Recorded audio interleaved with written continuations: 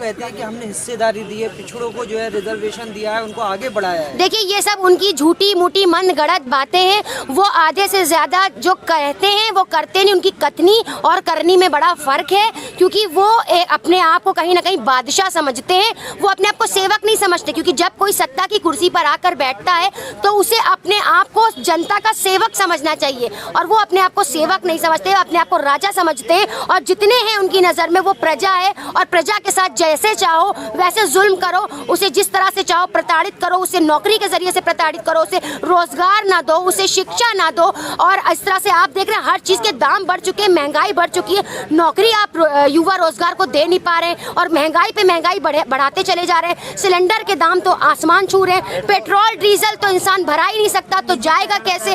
तो आप रोजगार दे नहीं रहे, महंगाई बढ़ा रहे, तो आप उत्तर प्रदेश में आखिर करना क्या चाह रहे हैं? तो आपकी मंशा साफ है, आपने अपने आप को बहुत बड़ा बादशाह, बहुत बड़ा राजा समझ लिया है, और तानाशाही हिटलर वाली तानाशाही आप अपने यहाँ हिंदुस्तान में कर रहे हैं जो, तो ये आपकी तानाशाही चलने वाली नहीं। आपकी इस तानाशाह सरकार को, इस सत्ता को उखाड़ कर फेंकने का दम इन युवाओं में भी है और हम सब में भी है। और आगे हम आपको चैलेंज करते हैं कि 2022 करीब है, इस तरह की हरकतें मत करिए कि इंसान आपको सत्ता से नीचे उतारने में, उस कुर्सी से नीचे उतारने में मिनट और सेकंड ना लगाए। और देखिए ये जो आप ये झूठे भ्रम फैलाने की कोशिश लोगों में करते हैं कि मैंने बहुत कुछ किया उत्तर प्रदेश के लिए, तो आपने 1 साल में कहा था गड्ढा मुक्त रोडें होंगी। आज जाइए देखिए आप पुराने लखनऊ में कितने गड्ढे हैं, आज तक के उन गड्ढों की सुध कोई लेने नहीं गया। आप बड़े बड़ी बातें करते हैं, आपकी सारी बड़ी बड़ी बातें झूठ है, फरेब है, आपने जनता को बहकाया है, भड़काया है। और आज इसीलिए ये युवा पीढ़ी अपने घर का काम काज छोड़कर, अपने माँ बाप को छोड़कर, अपने भाई बहन को छोड़कर आज यहाँ 78 डेज से धरना दे रहे हैं। तो आपको क्या इनका दर्द, इनका दुख दिखाई नहीं देता, या आप देखना नहीं चाहते? क्योंकि आप अंधी और गूंगी बहरी सरकार है, और हमने इस सरकार का नाम रखा है अंधी गूंगी बहरी लाचार सरकार, जो न किसी शिक्षक के लिए कुछ कर सकती है, ना सिविल वालों के लिए कुछ कर सकती है, ना बैंक के कर्मचारियों के लिए कुछ कर सकती है, ना नगर निगम के लिए कुछ कर सकती है। हर कोई अपनी गुहार लगा रहा है, हर कोई अपना अधिकार मांग रहा है। आखिर आप इनको इनके अधिकार क्यों नहीं देते थे? जब आप इतने ही आपको लग रहा है कि आपके पास धन नहीं है, आपके पास मतलब उतनी ज्यादा चीजें नहीं है, तो आप सत्ता से उतर जाइए, दूसरे के हाथ में सत्ता दे दीजिए, या तो आप इस्तीफा दे दीजिए। आपसे जब संभल नहीं रहा है आपका उत्तर प्रदेश, तो इस्तीफा दे के हटिए ना। लोगों को क्यों परेशान कर रहे हैं? यहाँ लोग बैठे हुए हैं, यहाँ परेशान हैं, लोग अपना घर बार छोड़ दिए हैं, आपको अपनी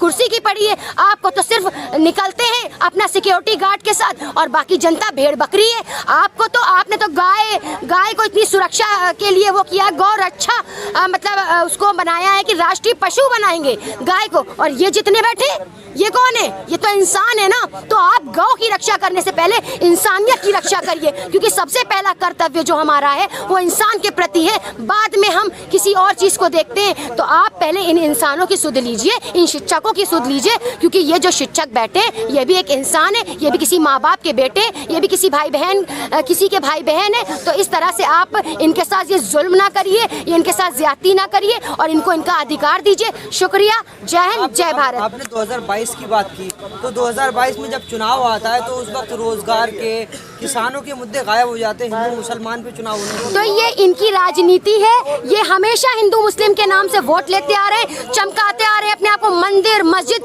लोगों को क्या, इंसान मंदिर मस्जिद को खाएगा बैठ के? अपना पेट कैसे भरेगा?